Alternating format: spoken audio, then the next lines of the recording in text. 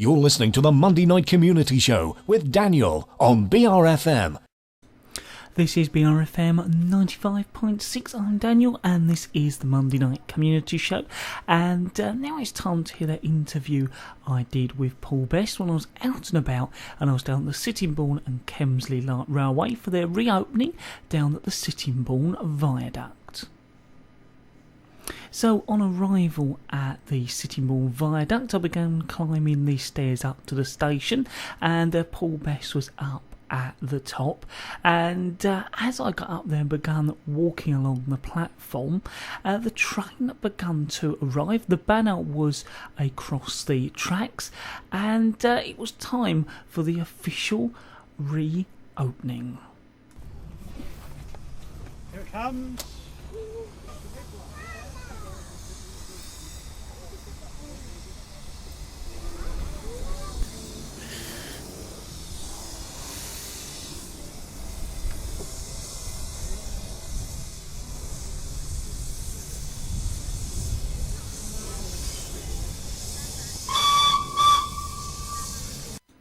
And the trains broke through the barrier now and pulling into the station, and it's time for us to get aboard. What I do is put some pictures of the train coming into the station, hopefully a little short video as well on the Facebook page and Twitter page. I'll tell you all about that a little bit later on. Well, it's time to get aboard the train now and start my journey to Kemsley Down, all the way from the Sittingbourne Viaduct.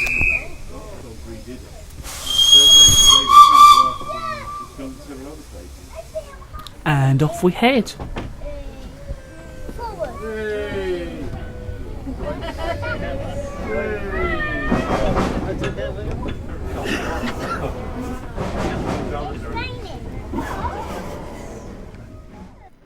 So once we'd arrived at Kemsley Down, Paul gave me a really nice tour of the railway and gave me a chance to see what had happened at the railway so far. So I thought it'd be nice to catch up with Paul, and we caught up with him in their garden area, and I thought it'd be a great chance for Paul to talk all about the reopening and what's been happening at the railway since I last spoke to him. We're out and about here at BRFM on the Monday Night Community Show, and we're once again joined with Paul Best. We're at the Sittingbourne and Kemsley Light Railway, and we're at Kemsley Down. Paul, it's always good to catch up with you, and I say thank you because you always make me feel welcome when I come down. It's not a problem. We hope we make everybody feel welcome when they come down. Now, it must be great for you to be open, and I say it must be great to be open from the viaduct as well. Yeah, it's brilliant to be back in town. It's something we've been looking forward to since we closed in 2008. We've spent the first year or so not knowing for sure whether we'd be back in Sittingbourne, and today we finally are. So it's really good news for us. It was certainly good for me to get a chance to travel over the viaduct rather than starting at Asda Hall as well.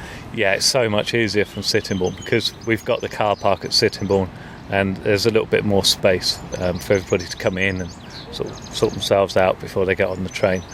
And it's so much nicer from there as well. The little trip over the viaduct, it's 1 kilometre long but nearly 100 years old, and it's just a great bit of architecture. So I hope people recognise it for that, which it deserves, because it is one of the oldest reinforced concrete viaducts in the country, and it's blooming long, and we spent over £100,000 on maintenance of it over the years, and that comes out of the fare box. So this is everybody that comes down is contributing to that. Now, last time I come down here, I think it was Amelia was the engine that was transporting us. That's not the case now, is it? No, a lot has changed. In 1981, Leader was taken out of service and relegated to the back of the loco shed, and over the years got dismantled a bit.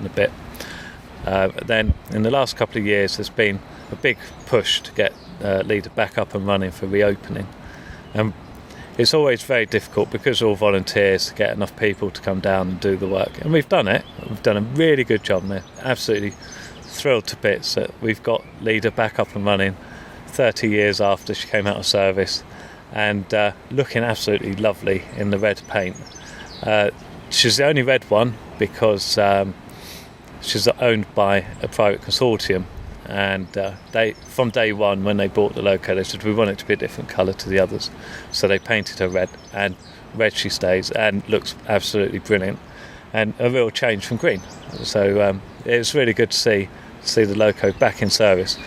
And Melia is not forgotten. Melia's been dismantled and the boiler's been taken away. I was going to say, I've just seen her. We're sitting in the garden area now, and as we walk by the engine shed, she's all in bits at the moment. Yeah, she looks a bit like an Airfix kit. We've got a wagon with bits on, and we've got the remains of a loco. And hopefully, in the next week or so, we should get the boiler back, being retubed and tested and passed the insurance examination and everything else.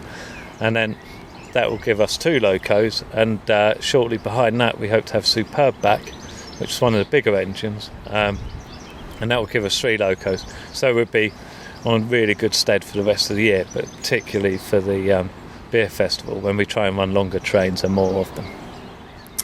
We are out and about. I'm talking to Paul Best. We're at Kemsley Down, and we're at the reopening of the Sittingbourne Kemsley Light Railway, all the way from Sittingbourne Viaduct down to Kemsley Down. We're continuing to talk to Paul Best. We're out and about. We're at the Sittingbourne Kemsley Light Railway. We're at Kemsley Down at the moment.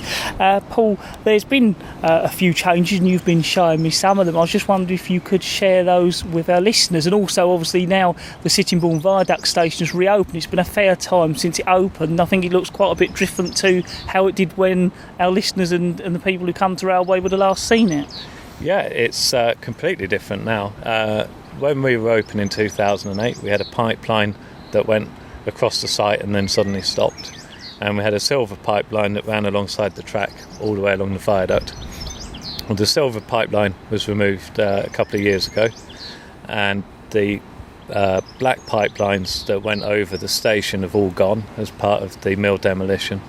So we've got no pipes, which is very odd, and it sort of really opened the space at Sittingbourne. It's made such a difference down there. It's a bit confusing because you go down there trying to remember where things were and what it looked like. It's very odd. And then as you come along the line, we've got the new bridge, Sittingbourne Northern Relief Road, which is also a great vantage point for taking photos, and that is just tremendous. It's just, if you haven't been down for a few years, suddenly this bridge has appeared. It is very bizarre. Obviously it took 3 years and we've seen it go up, but a lot of people today have expressed their surprise at how quickly it's gone up, and the road is open and usable by the public. And then when you get to Kemsley, we've made a few changes around and about. We've done some fencing work and general tidying up, but we've also rewired the museum, and there's a few displays in the museum for charting the history of the railway from the original mill owner all the way through to today. And there's a display on the viaduct, the Chattenden and Upnor Railway, where we get some of our coaches from, and various other things. And then we've got the fire wagon, which has been completely refurbished and got some new tanks and looks absolutely splendid. And I was going to say, I noticed that as soon as I got off the train. It's really lovely, bright and red. Paul, I was just wondering if you could let our listeners know when they can visit the railway now you've reopened. Yes, well, this weekend coming is obviously the Jubilee weekend, so there's a lot more going on than usual. We're going to be open on Sunday, Monday and Tuesday, with trains on the hour, every hour, from 11 o'clock in the morning till 4 o'clock in the afternoon from Sittingbourne, and 5 minutes later from Milton Regis Asda Halt. And then after that we go to our normal Sundays only service, which is at 1 o'clock, 2 o'clock, 3 o'clock and 4 o'clock every Sunday, and that takes us through to the 7th and 8th of July, which is our steam and beer weekend. And we can't wait to have this again. It's been so long, and everybody asks whenever we do exhibitions or meet people in the street, they say, when are you doing your steam and beer? So we're really looking forward to that. That's going to be the 7th and 8th of July, and we'll have a few more details nearer the time on opening hours and the train service, but it will be running late into the night on Saturday and then Sunday afternoon.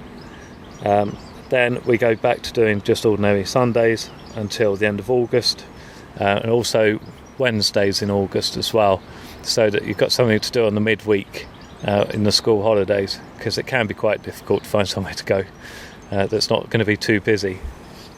And then at the end of August we have story time with Ivor the Engine, and one of our locos looks remarkably like Ivor the Engine for the event, and it's always good fun.